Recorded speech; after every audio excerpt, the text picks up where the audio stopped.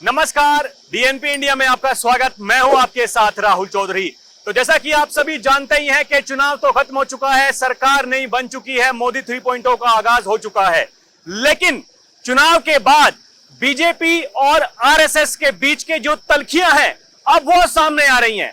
आपको बता दें कि चुनाव के वक्त बीजेपी के अध्यक्ष जेपी नड्डा ने एक बात कही थी।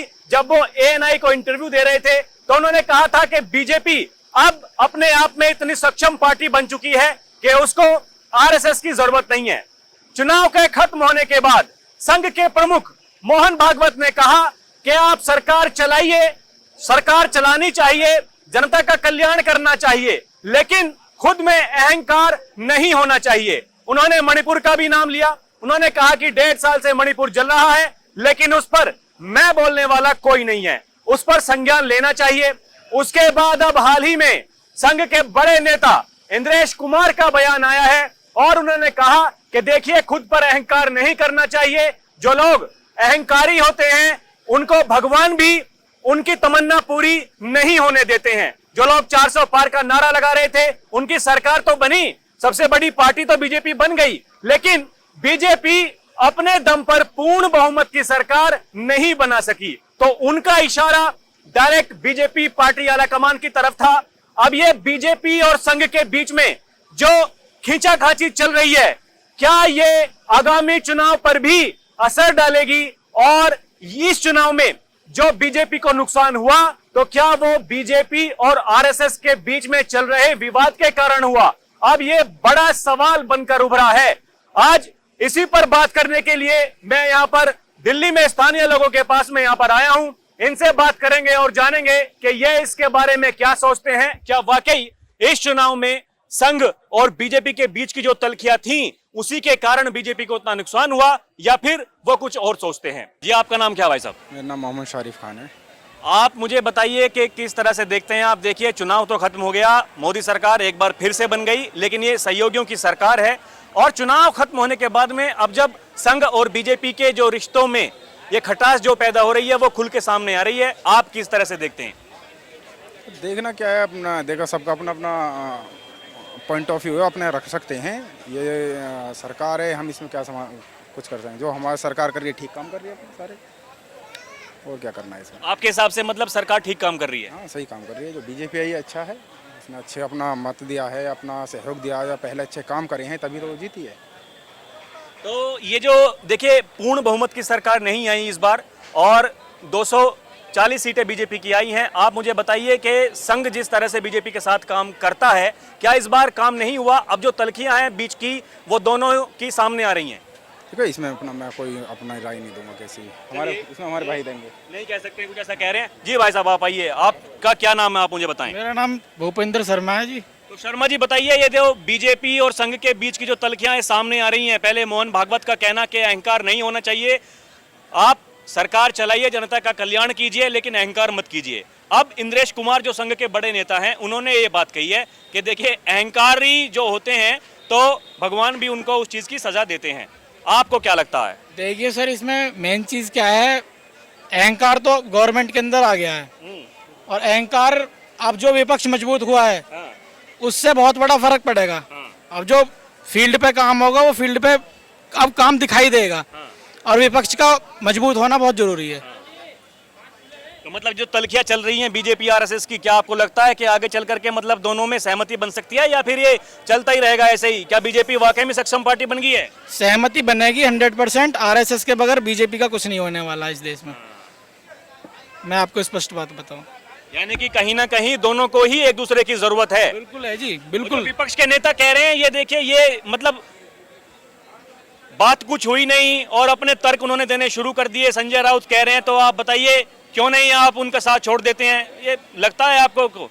भाई, संघ का तो साथ तो बीजेपी ने ही दिया है और बीजेपी का साथ संघ नहीं दिया है। देखो, संघ के बगैर तो बीजेपी अधूरी है।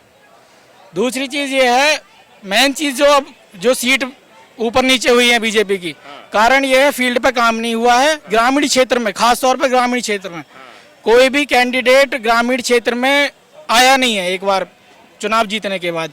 अब ये सारे ग्रामीण क्षेत्र में हर जगह भागे फिरेंगे। चलिए देखिए भाई साहब, और भी लोग मौजूद हैं, इनसे बात करते हैं। आपका नाम क्या भाई साहब? मेरा नाम अंशुल गुप्ता है। तो गुप्ता जी आप मुझे बताएं, आप किस तरह से देखते हैं ये बीजेपी और संघ के बीच की जो तल्खियां हैं वो खुल करके सामने आ रही हैं? क्या चुनाव में जो बीजेपी को नुकसान हुआ यही बड़ा कारण था? ना तल्खिया देखो, एक परिवार है, संघ और भाजपा एक परिवार है और दोनों ही देश हित के लिए काम करते हैं। और रही तल्खियां तो होती रहती हैं और फिर अब दोनों देश हित के लिए अपना काम चालू है। लगातार काम जैसे करता आया है संघ परिवार और भाजपा परिवार, काम चालू है, फिर काम चालू हो गया है देश को बनाने का, राष्ट्र को बनाने का। लेकिन अब ये बयान सामने आ रहे हैं ना, पहले संघ प्रमुख ने कहा, मोहन भागवत ने, अब ठीक उसके बाद में इंद्रेश कुमार ने कह दिया। आप देखते होगे परिवार में कभी कभी बाप बेटे में भी जो है मनमुटाव हो जाता है ना हो जाता। उसका मतलब ये नहीं है कि परिवार टूट गया है या परिवार साथ नहीं रहेगा।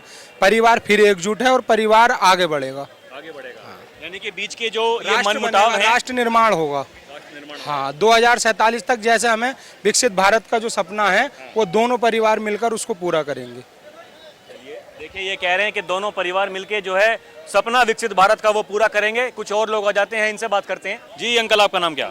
रामवीर सिंह है मेरा। अंकल मुझे बताइए कि ये जिस तरह से चुनाव खत्म होने के बाद में जो आरएसएस है वो बीजेपी के लिए ये बोल रहा है कि वो अहंकारी हो गई है, आपको क्या लगता है? ये पहले देखिए जो उनके संघ के प्रमुख हैं मोहन भागवत, उन्होंने कहा, अभी जो उनके संघ के बड़े नेता इंद्रेश कुमार, उन्होंने भी इस बात को दोहराया है। आपको क्या लगता है ये बीजेपी आरएसएस के बीच चल क्या रहा? नहीं, इनके बीच तो कुछ नहीं है, तो एक दूसरे की आपस की सहमति थी इनकी, तो आपस में दोनों सही थे, संघ वाले भी और ये भी। ऐसे तो नहीं अहंकार है, अभी बीजेपी में कहाँ है अहंकार? ये तो सब कहने वाली बात है। मतलब अब तक कंधे से कंधा मिलाकर साथ देती थी बीजेपी संघ का और संघ बीजेपी का, अब मतलब क्या हो गया? इस तरह की बयानबाजी क्यों हो रही है? चुनाव के टाइम नड्डा जी ने कहा कि बीजेपी इतनी सक्षम पार्टी बन चुकी है, आरएसएस की जरूरत नहीं है। सक्षम बीजेपी तो है ही सक्षम, पहले से ही वो सक्षम है, ये तो है ही पहले से ही। हाँ जी, ये तो बीजेपी तो सही है। मतलब आपको नहीं लगता कि संघ की कहीं ना कहीं जरूरत है? ना, ऐसा कुछ नहीं, चलेंगे संघ तो चलेगी ही साथ में। साथ में रहेगी। हाँ, वो तो साथ में ही रहेगी। अब तो देखो कुछ ये और दूसरी अपोजिट पार्टी वाले कहते रहते हैं और कुछ नहीं। ना वही खुद कह रहे हैं। ना, ऐसा कुछ नहीं है वैसे।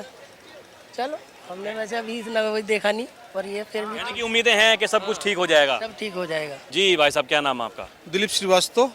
तो आप मुझे बताइए, देखिए चुनाव के दौरान से ही ये देखा जा रहा था, पहले नड्डा जी ने कहा कि हमें आरएसएस की ज़रूरत नहीं है, बीजेपी खुद अपने आप में इतनी सक्षम पार्टी है। उसके बाद में चुनाव खत्म होने के बाद अब मोहन भागवत ने कहा कि अहंकार नहीं होना चाहिए। अब इंद्रेश कुमार जो बड़े नेता हैं संघ के, उन्होंने ये कहा कि देखिए अगर अहंकार नहीं किया होता तो पूर्ण बहुमत की सरकार आती। यूं लार्जेस्ट पार्टी होने के बाद भी फिर भी अपने दम पर सरकार नहीं बना सके, इसके कारण सबसे बड़ा कारण अहंकार है। आप क्या सोचते हैं कि क्या कारण है जो दोनों संघ और बीजेपी के बीच में, दोनों एक ही धारणा में कंधे से कंधा मिलाकर के चलते हैं, लेकिन अब ये क्या हो रहा है?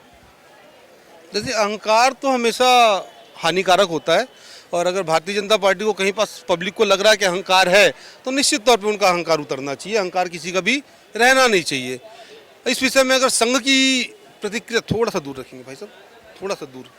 संघ की अगर प्रतिक्रिया की बात की जाए तो संघ जो है एक ऐसे श्रमजीवी लोगों का संगठन है जो राष्ट्रहित की विचारधारा के साथ में जन कल्याण के कार्यों के लिए लगे रहते हैं, और एक ऐसा समुदाय जो जन कल्याण के लिए लगा हुआ है, और आप उसको अगर बोलते हो कि वो उसकी ज़रूरत आपको नहीं है, तो मुझे लगता है ये निश्चित तौर पे अहंकार वाले शब्द हैं, और अगर ये अहंकार है तो ये गलत है, ऐसा नहीं बोलना था।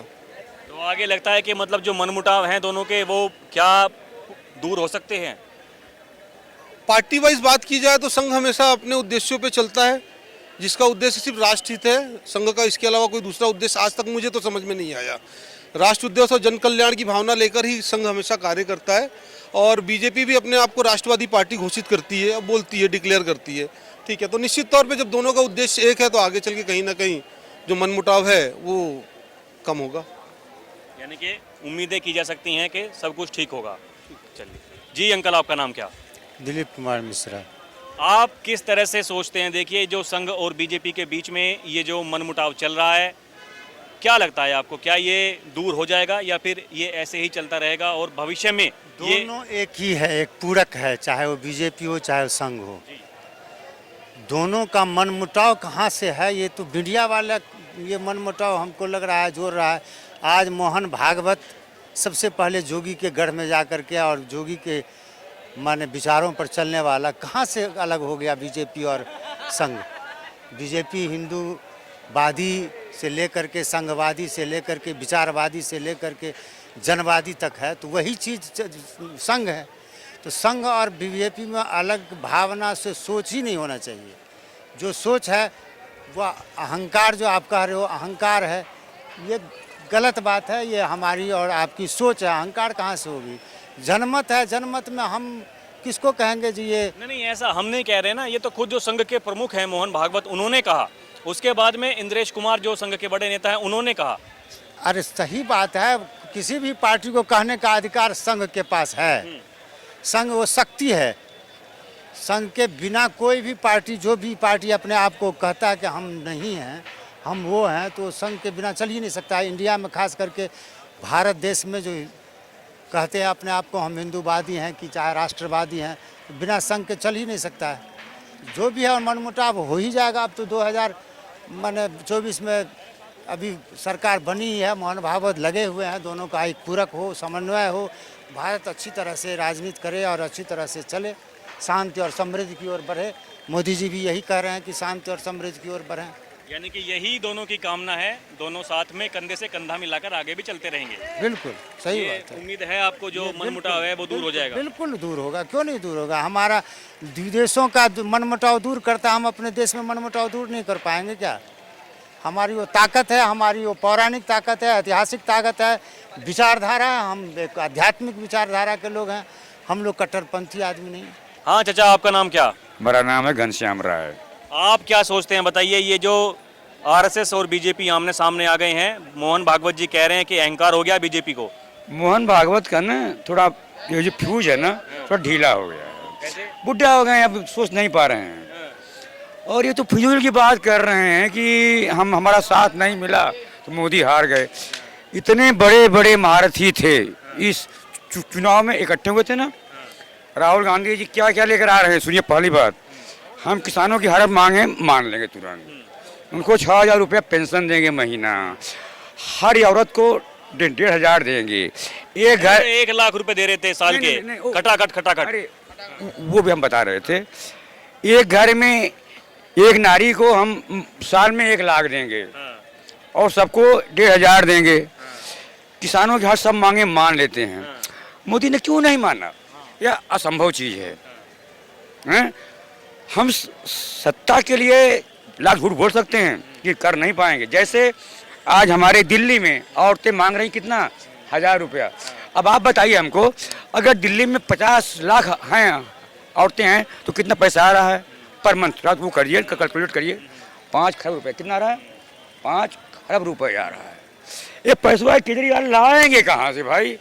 5 खरब मतलब साल में कितना हो गया? 12-25 60 खरब हो गया। केजरीवाल छोड़िए ना, अभी ये जो बात चल रही है मुद्दे पे, आज की बात बताइए। हाँ, तो ये मनमुटाव कैसे दूर होगा दोनों का? कोई मनमुटाव है ये नहीं है, इनका फ्यूज गया हुआ बस। अब ये सोच रहे हैं थोड़ा मोदी का खराब दिन आ गए तो ये हमारी पूजा करे आकर, क्योंकि उसने 10 साल इनकी कोई बात नहीं सुना है, कोई बात माना इनका ही नहीं। बस यही मनमुटाव है कि अब हमारी पूजा करो मोदी, बस। आपको नहीं लगता कहीं ना कहीं संघ की भी जरूरत है? बीजेपी को कंधे से कंधा मिलाकर चलेंगे तभी आगे बढ़ पाएंगे। संघ की सोच क्या है, अलग है। मोदी की सोच अलग है। संघ चाहता है कि हिंदुस्तान को हिंदू राज्य घोषित किया जाए, हिंदू देश, और मोदी ये नहीं चाहता है। वो कहता है सबका साथ रहेगा तब सबको साथ विकास करेंगे, और एक को छोड़कर विकास असंभव है। आप क्या सोचते हैं? सही बात है ना? फिर यही तो बात है। और ये लाख चाचा, एक बात और भी तो है। देखिए, सबका साथ सबका विकास की बात तो करते हैं, लेकिन लोग तो ये भी कह रहे हैं चुनाव के बाद में कि जो एक वर्ग है वो तो वोट देता ही नहीं है। इस चुनाव में भी 2% वोट दी हैं केवल। 5% या 2%, जहाँ 0.9% भी नहीं था तहाँ लोग मान 2% दिए हैं। वो कौन दिए हैं? औरतें दी हैं। ये लोग क्यों है नाराज? आज अगर मोदी कह दें 3 तलाक खत्म, 3 निकाह खत्म, तो मोदी इनके तुरंत बड़ा बन जाएंगे, सबसे बड़ा नेता बन जाएंगे तुरंत। वो हैं ये औरतें सब हैं जिनको कुछ आता है पढ़ना लिखना, वो खाली मोदी के साथ हैं बस। यानी कि आपको लग रहा है कि ये मनमुटाव की बातें चल रही हैं, ऐसे ही हवा हवा बस। ये कह रहे हैं देखिए सब कुछ हवा हवाई है कि हमारी पूजा करो मोदी। अगर तुम अब भी, अब मोदी वो करने वाला है नहीं। जय श्री राम, सबका हो कल्याण। चलो हम काम करें। आप क्या सोचते हैं? देखिए, ये जो बीजेपी और संघ के बीच में ये चुनाव खत्म होने के बाद में जो ये मनमुटाव की खबरें सामने आ रही हैं, क्या लगता है आपको? क्या इस चुनाव में बीजेपी को जो नुकसान हुआ उसका यही कारण है? वो तो होना ही था, होना ही था। ये सच्चाई वो होना था। महाराष्ट्र में क्या हो रहा है वो भी होना था, ये सारे होंगे। देखते रहो, धीरे धीरे होता गया, धीरे धीरे होता गया, ये देखते रहो। अभी बहुत कुछ होगा। अभी क्या होगा आपके हिसाब से? 6 महीने पूरे होने दो, आपको पता चल जाएगा, सबको पता चल जाएगा क्या होगा क्या नहीं होगा। महाराष्ट्र में देखो क्या हो रहा है, सरकार गिरने वाली है। संघ में देख लो क्या हो रहा है, ये तो होना ही था यार, इसमें कोई बड़ी बात नहीं, चलता रहेगा। तो अब लग रहा है क्या, मतलब ये किसी को आपको सुनना पड़ेगी। आप तानाशाही करोगे, तानाशाही नहीं चलेगी। चाहे हर किसी की बात सुनना पड़ेगी, चाहे अमीर हो या गरीब हो, सबकी सुनना पड़ेगी। आपको अगर नहीं सुनेंगे वो काम नहीं होगा। जो पहले कर चुके थे अब नहीं होगा। अब तो कितना बदल गए, कितना बदल गए हैं साहब, बहुत बदल गए पहले से। आखिर ऐसा क्यों है, बदल क्यों गए? आपको बदलना नहीं चाहिए था। आप कह रहे हो 56 इंच का सीना है, भाई 56 इंच ही रहना चाहिए था, 1 इंच मान तो हटना नहीं चाहिए था आपको। फिर आज बदल क्यों गए आप? भाई ये बदलना था, ये वक्त है, बदलना पड़ेगा। ये जनता है, जनता हर किसी को जानती है क्या करेगा। जनता जो करेगा गद्दारी, उसका ये आलम होगा जो आज है। यानी कि आपको लग रहा है कि ये सरकार मतलब नहीं चल पाएगी? भैया संघ क्या कह रहा है उसकी देख लो ना यार। जनता छोड़ दो, मेरी छोड़ दो, आप इनकी छोड़ दो, संघ की देख लो क्या कह रहा है। संघ तो उन्हीं का है भैया, क्यों आज क्यों कह रहा है? उसे लग रहा है गलत हो रहा है देश में। भैया जी चाचा, आपका नाम क्या? मेरा नाम बेकार का आदमी है। मैं बेकार का आदमी हूँ, खामा खा का। बेकार का आदमी खामखा यहाँ खड़े हो गए हैं। अब बताओ तुम्हें क्या बोलना है? नहीं नहीं, आप कुछ बोलना चाहे तो बताइए। देखिए, मैं ये पूछने आया हूँ, ये मैं खड़ा हो गया हूँ, खामा खा में खामखा में खड़े हो गए। खड़े हो गए हैं। तो ठीक है, खड़े रहिए फिर। और किसी और बताइए। चाचा आप आइए, आप बताइए क्या? खड़े रहिए, आप खड़े रहिए। आपका नाम क्या? देवेंद्र मेरा नाम है। आप बताइए। देखिए, ये जो बीजेपी और संघ के बीच की जो तल्खियां हैं वो सामने आ रही हैं। ये चुनाव के दौरान भी सामने आई और पहले भी था और अब भी सामने आई अभी भी हैं। आई क्या लगता है आपको, मतलब ये क्यों हो रहा है? संघ ऐसा? के बिगर बीजेपी नहीं है और बीजेपी के बिगर संघ नहीं है। ये तो है, ये पहले से ही है। संघ है तो बीजेपी है, बीजेपी है तो संघ नहीं है। लेकिन बीजेपी ने इस बार संघ को अलग किया है, ये बहुत बड़ी गलती की। मेरा नाम गोविंद है सर। आप क्या सोचते हैं? देखिए, जो बीजेपी और संघ के बीच के जो मनमुटाव हैं वो सामने आ रहे हैं। क्या सोचते हैं आप? ये चुनाव में जो नुकसान हुआ बीजेपी को, वो उसका यही कारण है? एक्चुअली थोड़ा बहुत तो एक कारण है, लेकिन थोड़ा बहुत महंगाई और जो ये बेरोजगारी हुआ ना, तो उसका भी प्रभाव यूपी में, जैसे यूपी में आपको देखने को मिला, अयोध्या हार गए, है ना। अयोध्या जैसी सीट को हार गए जहाँ पर इन्होंने राम मंदिर को लेके चले थे ये। लेकिन कहीं ना कहीं भाई इनका महंगाई और बेरोजगारी। नहीं, जैसे संघ ने कहा चुनाव के दौरान, तो नड्डा जी ने कहा कि बीजेपी इतनी सक्षम पार्टी हो गई है कि अब आरएसएस की जरूरत नहीं है। अब चुनाव के बाद में जो उनके प्रमुख हैं मोहन भागवत, उन्होंने कहा कि अहंकार हो गया है बीजेपी को। अब ये तो इशारों में अब इंद्रेश कुमार जो उनके बड़े नेता हैं, उन्होंने भी ये बात कही है। एक्चुअली क्या है, आरएसएस और बीजेपी तो एक ही है, आपस की इनकी लड़ाई है। मोदी वर्सेस भागवत, है ना, ये इनकी आपस की है। बाकी तो आप समझ सकते हैं, नितिन गडकरी अभी परिवहन मंत्री बने हैं, आरएसएस से हैं। हमारे वहाँ से ईस्ट दिल्ली से हर्ष मल्होत्रा बने हैं, वो आरएसएस से। लगभग सभी लोग आरएसएस वर्सेस बीजेपी को आप मानोगे तो। नहीं, अगर इतिहास देखोगे तो हर कोई जुड़ा हुआ है, खुद प्रधानमंत्री भी जुड़े हुए हैं। लेकिन ये इनका पर्सनली अटैक है। ये नहीं चाहते नरेंद्र मोदी बने या कोई ऐसा नेता हो या मंत्री हो। ये नहीं चाहते कि हमसे पूछा नहीं गया हो और उन्हें बना दिया। मतलब ये आरएसएस की वो चीज़ है, लेकिन ऐसा कुछ नहीं है कि आरएसएस का कोई प्रभाव पड़ेगा नहीं, क्योंकि वो तो एक ही है आरएसएस। मतलब ये खाली ऐसे ही चल रही है बातें। बाकी अगर Nitish Kumar versus BJP, Chandrababu Naidu versus BJP आप सवाल करोगे तो उसके बारे में मैं कुछ बोल सकता हूँ आपको, है कि नहीं। वो चलेगा, थोड़ा विषय है, अमूमन तो करते ही हैं, लेकिन हमने सोचा आरएसएस का कोई प्रभाव नहीं पड़ेगा, कोई भी नहीं। वो तो बात एक ही है, बीजेपी वर्सेस आरएसएस, वो एक ही तो है। वहाँ बीजेपी कह दिया, वहाँ आरएसएस कहते हैं। घर में भाई भाई की लड़ाई भी हो जाती है, वही है। बस मेन चीज वही है। चाचा कुछ कह रहे हैं? आपसी मामला है वो तो। बाकी ऐसा कुछ नहीं है। मोहन भागवत तब नहीं चाहते हैं, मोदी को नहीं चाहते हैं या किसी को नहीं चाहते हैं। उनके कहने पे आरक्षण के खिलाफ मोदी ये अपना भागवत है।